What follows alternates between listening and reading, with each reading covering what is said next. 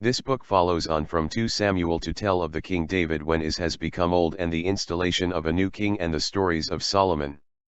When David was old, his son Adonijah, whose mother was Haggith, put himself forward and said, I will be king. Adonijah conferred with Job son of Zeruiah and with Abiathar the priest, and they gave him their support. Then prophet Nathan asked Bathsheba, Solomon's mother, have you not heard that Adonijah, the son of Haggith, has become king, and our Lord David knows nothing about it? And reminded her that David has sworn to her that her son Solomon would be king. Bathsheba and Nathan spoke to David and Solomon was made king. Adonijah, hearing that Solomon has been anointed king, was in fear of being persecuted by him. He took hold of the horns of the altar. Then Solomon was told, Adonijah is afraid of King Solomon and is clinging to the horns of the altar. He says, let King Solomon swear to me today that he will not put his servant to death with the sword. King Solomon spared Adonijah's life. When the time drew near for David to die, he gave some advice to Solomon his son. So be strong, act like a man, and observe what the Lord your God requires, walk in obedience to him, and keep his decrees and commands, his laws and regulations, as written in the law of Moses. Do this so that you may prosper in all you do and wherever you go, and that the Lord may keep his promise to me, if your descendants watch how they live, and if they walk faithfully before me with all their heart and soul, you will never fail to have a successor on the throne of Israel. Then David rested with his ancestors and was buried in the city of David. He had reigned 40 years over Israel, 7 years in Hebron and 33 in Jerusalem. So Solomon sat on the throne of his father David, and his rule was firmly established. Solomon made an alliance with Pharaoh king of Egypt and married his daughter. He brought her to the city of David until he finished building his palace and the temple of the Lord, and the wall around Jerusalem. The people, however, were still sacrificing at the high places, because a temple had not yet been built for the name of the Lord. Solomon showed his love for the Lord by walking according to the instructions given him by his father David, except that he offered sacrifices and burned incense on the high places.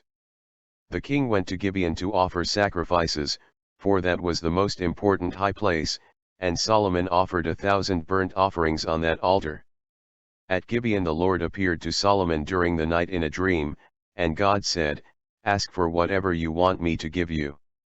Solomon answered, you have shown great kindness to your servant, my father David, because he was faithful to you and righteous and upright in heart. You have continued this great kindness to him and have given him a son to sit on his throne this very day.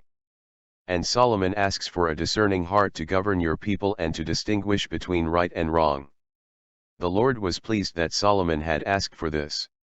So God said to him, since you have asked for this and not for long life or wealth for yourself, nor have asked for the death of your enemies but for discernment in administering justice, I will do what you have asked. I will give you a wise and discerning heart, so that there will never have been anyone like you, nor will there ever be. Moreover, I will give you what you have not asked for, both wealth and honor, so that in your lifetime you will have no equal among kings. And if you walk in obedience to me and keep my decrees and commands as David your father did, I will give you a long life. God gave Solomon wisdom and very great insight, and a breadth of understanding as measureless as the sand on the seashore. Solomon's wisdom was greater than the wisdom of all the people of the East, and greater than all the wisdom of Egypt. He spoke 3,000 proverbs and his songs numbered 1,005. He spoke about plant life, from the cedar of Lebanon to the hyssop that grows out of walls. He also spoke about animals and birds, reptiles and fish. From all nations people came to listen to Solomon's wisdom, sent by all the kings of the world, who had heard of his wisdom. With his vast resources, Solomon builds an elaborate temple to God as well as a palace for himself in Jerusalem. Construction begins exactly 480 years after Israel's exodus from Egypt. Solomon conscripts thousands of laborers for the work and imports materials from neighboring countries. The temple is lined with gold and features large, hand-sculpted angels and pillars. Solomon places the Ark of the Covenant inside, and all of Israel gathers for the dedication. After sacrificing herds of animals on the altar, Solomon prays for God's blessing on the temple. God appears to Solomon and promises to dwell in the temple so long as Solomon and the Israelites are obedient to his laws. If they are not, God will remove his presence from the temple, destroying both the temple and the nation. King Solomon loved many foreign women besides Pharaoh's daughter, Moabites, Ammonites, Edomites, Sidonians, and Hittites. They were from nations about which the Lord had told the Israelites, "You must not intermarry with them, because they will surely turn your hearts after their gods." Nevertheless, Solomon held fast to them in love. He had 700 wives of royal birth and 300 concubines, and his wives led him astray. As Solomon grew old, his wives turned his heart after other gods, and his heart was not fully devoted to the Lord his God, as the heart of David his father had been. He followed Ashtoreth the goddess of the Sidonians, and Molech the detestable god of the Ammonites. So Solomon did evil in the eyes of the Lord. He did not follow the Lord completely, as David his father had done. The Lord became angry with Solomon because his heart had turned away from the Lord, the God of Israel, who had appeared to him twice. Although he had forbidden Solomon to follow other gods, Solomon did not keep the Lord's command. So the Lord said to Solomon, "Since this is your attitude and you have not kept my covenant and my decrees, which I commanded you, I will most certainly tear the kingdom away from you and give it to one of your subordinates. Nevertheless, for the sake of David your father, I will not do it during your lifetime. I will tear it out of the hand of your son." As for the other events of Solomon's reign, all he did and the wisdom he displayed, are they not written in the book of the Annals of Solomon? Solomon reigned in Jerusalem over all Israel 40 years. Then he rested with his ancestors and was buried in the city of David his father. And Rehoboam his son succeeded him as king. Rehoboam went to Shechem, for all Israel had gone there to make him king. When Jeroboam son of Nebat heard this, he returned from Egypt. So they sent for Jeroboam, and he and the whole assembly of Israel went to Rehoboam and said to him, "Your father put a heavy yoke on us, but now lighten the harsh labor and the heavy yoke he put on us, and we will serve you." The elders had advised Rehoboam to agree and treat the people more kindly, but Rehoboam refused to do as the assembly had requested. The Israelites unite in rebellion, cursing the tribe of Judah and eluding Rehoboam's attempts to forcefully subdue them. They head north, where they crown Jeroboam king of Israel in the city of Shechem. Israel splits into two kingdoms, the kingdom of Israel in the north, and the kingdom of Judah in the south. Then Jeroboam fortified Shechem in the hill country of Ephraim and lived there. From there he went out and built up Peniel.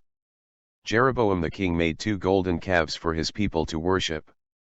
These was his plan to prevent the Israelites from going back to Jerusalem to pray and worship. He feared that the people will eventually leave him. There was continual warfare between Rehoboam and Jeroboam. After Rehoboam and Jeroboam die, the narrator recounts the story of all the succeeding kings in each kingdom, summarizing each king's reign by whether he does good or evil. Almost all of Israel's northern kings commit great evil, expanding on the practices of their fathers. Some of the southern kings in Jerusalem try to revive obedience to God, but none of them bans the worship of foreign gods in Judah. In the 38th year of Asa king of Judah, Ahab son of Omri became king of Israel, and he reigned in Samaria over Israel 22 years. Ahab son of Omri did more evil in the eyes of the Lord than any of those before him. He not only considered it trivial to commit the sins of Jeroboam son of Nebat, but he also married Jezebel daughter of Ethbaal king of the Sidonians, and began to serve Baal and worship him. He set up an altar for Baal in the temple of Baal that he built in Samaria.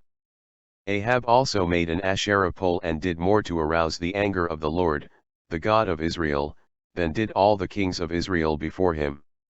Now Elijah the Tishbite, from Tishbe in Gilead, said to Ahab, "As the Lord, the God of Israel, lives, whom I serve, there will be neither dew nor rain in the next few years except at my word." This is considered an act to warn King Ahab of the consequences he would face for accepting and worshipping Baal. God then told Elijah to go to the Kerith ravine, east of the Jordan, and stay there. The ravens brought him bread and meat in the morning and bread and meat in the evening, and he drank from the brook. When the brook had dried, God had told Elijah to go to Zarephath in the region of Sidon, where he had directed a widow there to supply Elijah with food and water. Elijah so, and upon arriving asked the widow for water and bread. The widow said that she had only a handful of flour and little oil in the jar, and can't make bread, but Elijah asked her to use and not be afraid of the lack of it. The widow did as told, and the jar of flour was not used up and the jug of oil did not run dry, in keeping with the word of the Lord spoken by Elijah. Then the widow's son got ill and was not breathing. Elijah asked to hold the son, and prayed to God, and the son came alive. After 3 years of drought, Queen Jezebel begins a campaign to murder all of God's prophets in the land. Elijah publicly confronts Ahab, demanding that the Israelite people profess allegiance to either God or Baal. The people do not respond. Elijah challenges the priests of Baal to a contest to see whose God can miraculously set an unlit animal sacrifice on fire. Despite animated prayer and self-mutilation, the priests of Baal are unable to ignite their altar. Elijah soaks his altar in water 3 times, and, when he prays, God then burned the wood and sacrifice. The people then cried out that the Lord was their God. Elijah told them to seize the Baal prophets and later the prophets were killed. Elijah went to the top of Mount Carmel and told his servant to look at the sea. After his servant looked at it 7 times, he saw a cloud. Then the sky turned dark and it began to rain. Now Ahab told Jezebel everything Elijah had done and how he had killed all the prophets with the sword. So Jezebel sent a messenger to Elijah to say, "May the gods deal with me, be it ever so severely, if by this time tomorrow I do not make your life like that of one of them." Elijah was afraid and ran for his life. When he came to Beersheba in Judah, he left his servant there, while he himself went a day's journey into the wilderness. He came to a broom bush, sat down under it and prayed that he might die. "I have had enough, Lord," he said. "Take my life, I am no better than my ancestors." Then he lay down under the bush and fell asleep. Elijah asked God to take his life. Then he fell asleep. As he slept under a tree, God sent an angel who gave him food and water. This gave Elijah enough strength to walk 300 miles to Mount Sinai. The Lord said to Elijah, "Go back the way you came, and go to the desert of Damascus. And anoint Elisha son of Shaphat from Abel Meholah to succeed you as prophet." So Elijah went from there and found Elisha son of Shaphat. And he followed Elijah and became his servant. One day, Ahab and Jezebel steal a man's vineyard by slandering the man's name in public until the citizens stone the man. Elijah finds Ahab in the vineyard and declares that because of their murderous deeds, Ahab and Jezebel will die and dogs will lick up their blood. Soon after, King Ahab makes a rare pact with the king of Judah. The two lead their united forces against the Arameans who are occupying Israel's borders. Ahab is killed and bleeds to death in his chariot. When the chariot is cleaned after battle, dogs gather to lick his blood.